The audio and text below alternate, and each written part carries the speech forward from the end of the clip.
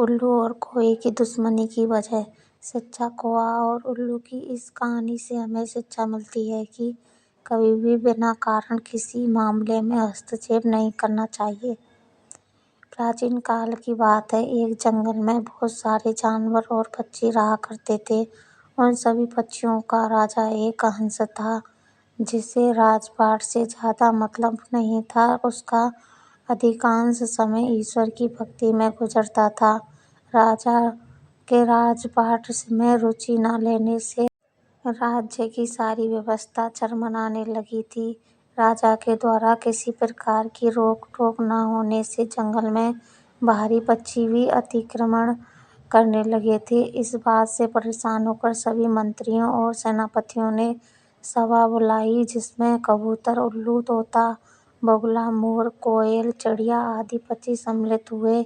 सभा में राजा उपस्थित नहीं था। वह जंगल की गुफाओं में ध्यान में लगा हुआ था और सभी पक्षियों ने एक स्वर में इस बात को स्वीकार किया कि हमारे राजा का राजपाट से कोई मतलब नहीं है। न हमारे शिकारियों से रक्षा करने की कोई उपाय ढूंढता है और न ही बाहरी अतिक्रमणकारियों से हमारी रक्षा करता है। अब समय आ गया है कि किसी और को पक्षियों का राजा चुना जाए। कई दिनों तक इसी बात पर मंथन होता रहा। अंत में सभा ने तय किया कि उल्लू को राजा चुनना उत्तम रहेगा। सभी ने मिलकर एक मत से उल्लू को अपना राजा चुन लिया और राजा के राज्याभिषेक की तैयारियां होने लगी। सभी पवित्र नदियों का जल मंत्रोच्चार शुरू होने वाले थे कि वहीं एक कौवा आ गया।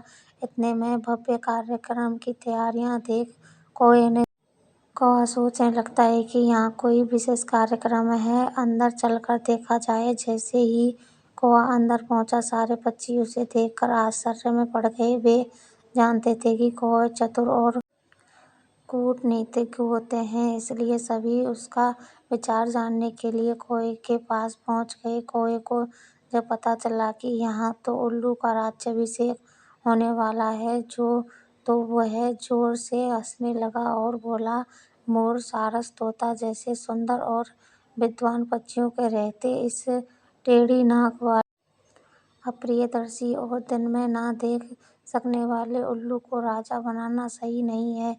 यह चयन ही गलत है। उल्लुओं का स्वभाव कटुभाषी और रौद्र होता है, जो एक राजा के लिए अच्छा नहीं माना जाता।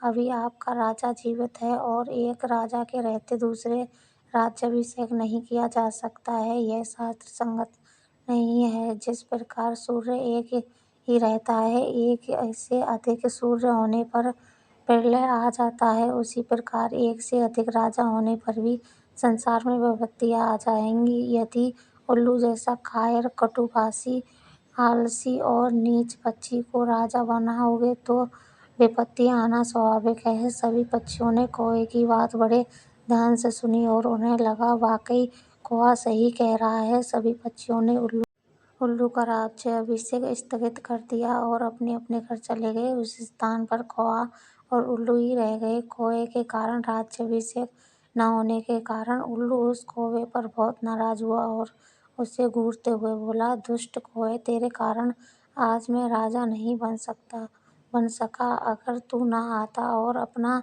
ज्ञान न देता तो अब तक मैं राजा बन गया।